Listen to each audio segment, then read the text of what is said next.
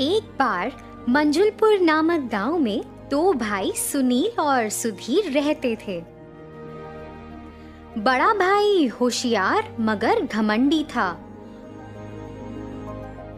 और छोटा भाई सुधीर बहुत दयालु था और लोगों से बहुत नरम दिल से पेश आता था।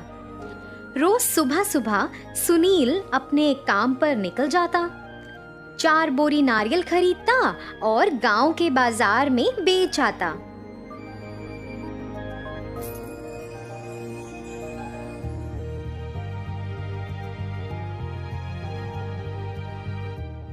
इस तरह वह पैसा कमाता था और अपने परिवार का खर्च उठाता था। लेकिन सुधीर अपने बेटे को तैयार करने और उसे स्कूल भेजने के अलावा कुछ नहीं करता था। घर वापस आने के बाद वह फिर से घर से संबंधित कुछ काम करने के लिए जाता। वह सब कुछ वैसे ही करता जैसे उसकी पत्नी कहती। घर वापस आने के बाद वह दोपहर का खाना खाता और कुछ देर आराम करता था। लेकिन लीला, जो उसकी पत्नी थी, अपने घर के कामों को पूरा करने के बाद सिलाई का काम करती थी और थोड़ा पैसा भी कमाती थी। उस पैसे से वे दोनों अपना जीवन व्यतीत कर रहे थे। इस तरह से सुनील एक नारियल बेचने का व्यवसाय चला रहा था और सुधीर कुछ नहीं कर रहा था। एक दिन सुनील अपने भाई के पास आया और बोला, अरे भाई, आप शादीशुदा हैं, आपके बच्चे भी हैं, कोई काम किए बिना घर बैठने से काम नहीं चलता। ओह हाँ, अब आप तो कुछ जानते ही नहीं, तो क्या करेंगे? आपको पता ही नहीं कि काम कैसे करना है।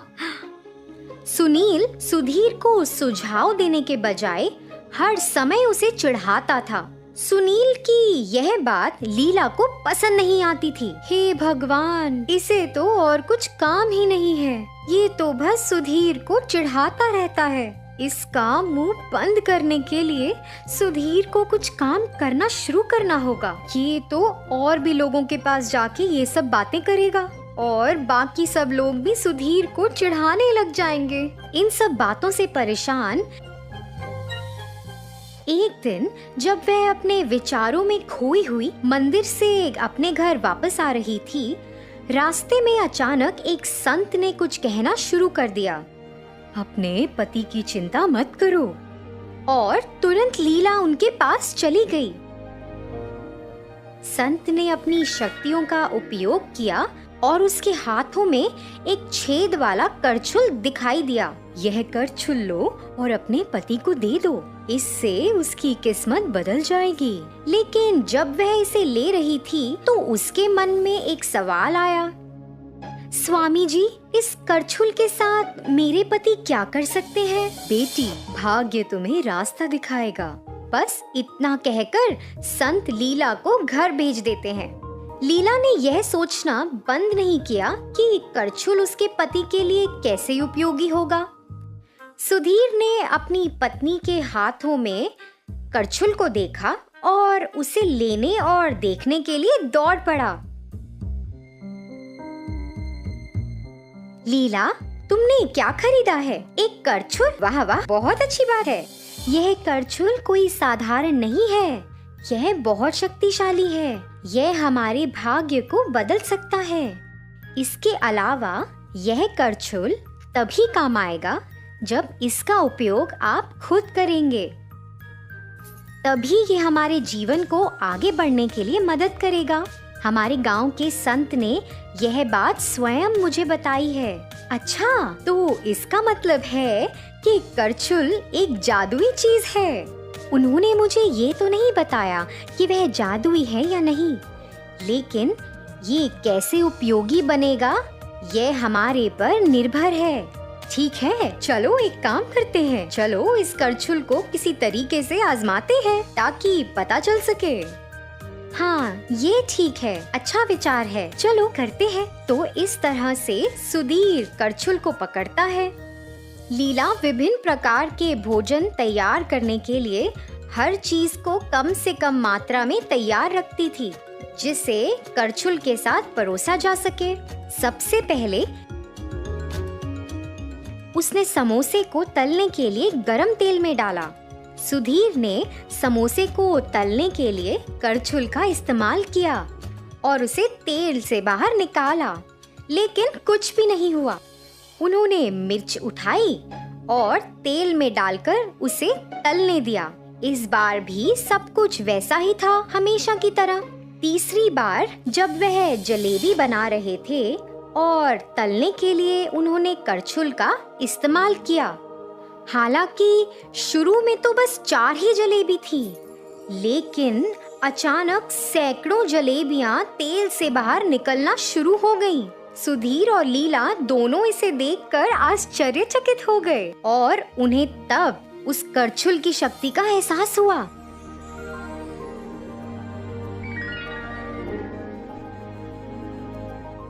अरे लीला, मैं ऐसा करना जारी नहीं रख सकता, मेरे हाथ दर्द कर रहे हैं। अरे बाप रे, बस एक नजर डालो। और सुधीर ने घर की ओर देखा तो वहाँ सैकड़ों जलेबियां थीं। सुधीर तो उन सबको देखकर हैरान ही रह गया। अरे लीला, हम इसे कैसे खा सकते हैं? हे भगवान, आप ऐसा सोच भी कैसे सकते हैं कि इन सभी जलेबियों को हम खा सकते हैं? मुझे लगता है हमें एक काम करना चाहिए। हम इन सब जलेबियों को गांव में जाकर बेच सकते हैं। अगर हम इन्हें बेचेंगे तो हमें कुछ पैसा भी मिलेगा। उस पैसे से हम अपने जीवन को बेहतर बना सकते हैं। अब समझ आ रहा है कि संत ने मुझे क्या कहा था। ठीक है, लेकिन अगर हम इस जलेबी को गांव में बेचना चाहते हैं तो इसका स्वाद बहुत अच्छा होना चाहिए, तभी गांव के लोग इसे खरीदेंगे। जैसा कि सुधीर ने कहा, उन्होंने जलेबी का स्वाद चखा।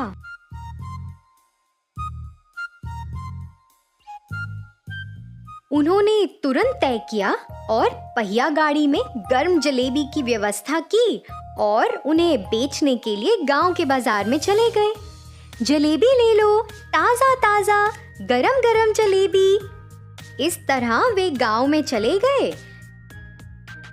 जलेबी की सुगंध ने ग्रामीणों को उनसे जलेबी खरीदने के लिए मजबूर कर दिया।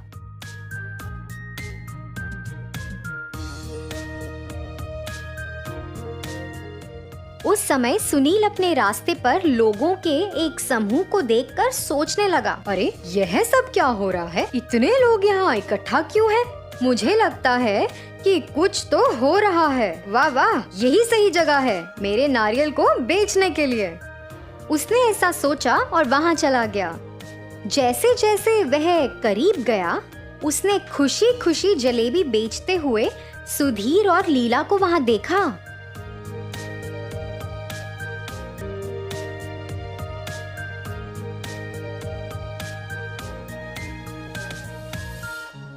अरे ये लोग कैसे इस जलेबी को बेच पा रहे हैं? वे जलेबी बनाने का खर्चा कैसे उठा रहे हैं? इतनी सारी जलेबियां इन्होंने कैसे बनाई? अरे ये तो संभव नहीं है। ये कुछ तो अजीब है, मुझे जांच करनी चाहिए। जब वह ऐसा सोच रहा था, एक ग्रामीण जो सुनील को पार कर रहा था बोला, अरे सुनील, तुम यहाँ खड़े होकर क्या कर रहे हो? अपने भाई से सीखो। वे तुम्हारी तरह सभी लोगों को बेस्वाद नारियल पानी और इतना महंगा बेचकर 2 का नहीं दे रहा है। वह जलेबी बहुत स्वादिष्ट है और लजीज भी है। ग्रामीणों की टिप्पणियों को सुनकर और अपने भाई सुधीर की सफलता को देखकर सुनील को ईर्ष्या होने लगी। इस तरह अपमानित होने के बाद सुनील सुधीर और लीला का पीछा करने लगा जब तक कि वे घर वापस नहीं आ गए। सुनील खिड़की के पीछे कहीं छिपा हुआ था और अपने भाई और लीला को सुनने लगा। देखो लीला, हमने इतनी कमाई की, क्या आज रात हमारे लिए ये सारे पैसे गिनना संभव है? अरे हाँ, चलिए एक साथ गिनती शुरू करते हैं।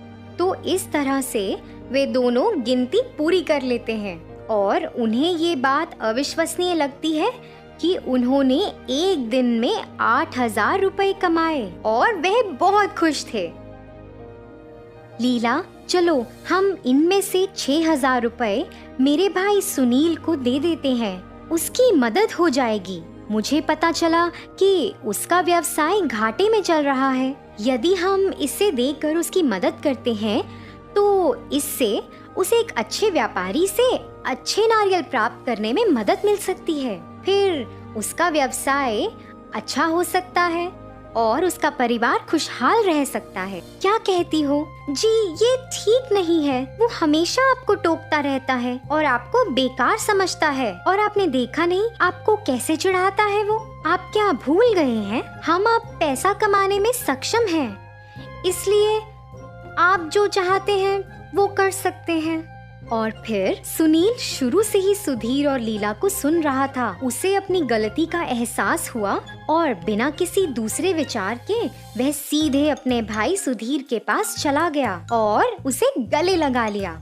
उसने अपनी गलतियों के लिए माफी भी मांगी। जैसे कि सुधीर ने सुनील की मदद की, इससे सुनील का जीवन आसान हो गया था और उसने अपना व्यवसाय उचित स्थिति में कर भी लिया था। यहाँ तक कि सुधीर और लीला ने जलेबी बनाना जारी रखा और उन्हें रोजाना गांव में बेचा और पर्याप्त पैसा कमाया।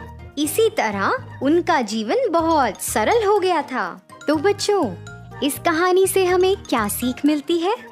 एक बुद्धिमान व्यक्ति को अपनी प्रतिभा का दुरुपयोग किसी दूसरे को पीड़ित करने के लिए नहीं करना चाहिए।